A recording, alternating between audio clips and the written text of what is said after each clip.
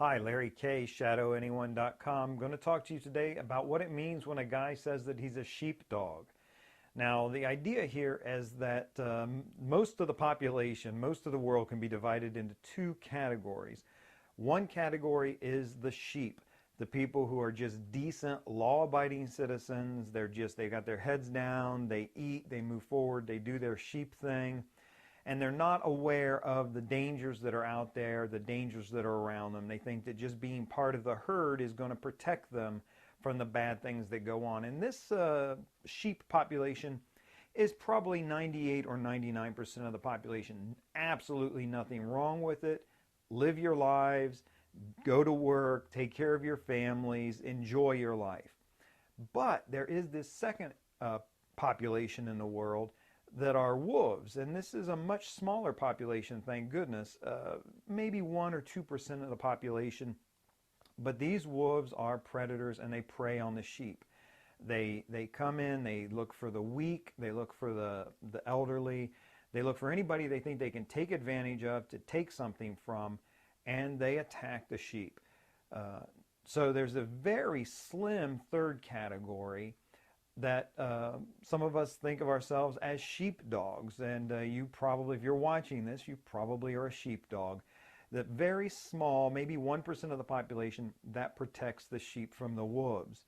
Now, what this means is we understand the wolves, we know how they work, how they think, what they do, and we have our heads up, we're looking around, we're looking for the wolves, we know they're out there. The wolves are going to act in a certain way. We understand how they act. We have that same mentality in a sense, but we don't act on it. We have honor. We practice certain virtues of self-control, of justice. So that's the way the sheepdogs work. And what we do is we practice these virtues every day. It's like going to the gym. It's like working out. You do this every day with weights and equipment so that when the time comes, when push comes to shove, you're fit enough to take care of business. Now, in the real world, seldom does it come to where you need to be physically strong enough to handle something like this, although probably comes up more often for us investigators than for most people. But when living this everyday life with a sense of virtue, of self-control, these are things that serve us so that when push comes to shove, we do the right thing without thinking, without flinching. It's instinct for us to take care of the sheep, to combat the wolves in an honorable way. And this is something that I hope you practice regularly, and I hope that you're looking every day. When you're gone, when you're dead and gone, when you're buried and in the ground, you do not want to be remembered, probably don't want to be remembered as the type of guy who would cheat somebody for $1. You don't want to be remembered as a liar. You don't want to be remembered as the type of guy who would cheat on his wife.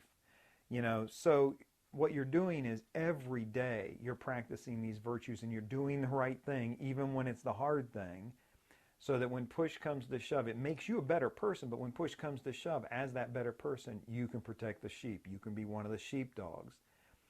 If you know somebody that this video might be helpful for, that you think that they would be encouraged by this, maybe another sheepdog out there, feel free to pass it on. Let's keep each other strong in this area.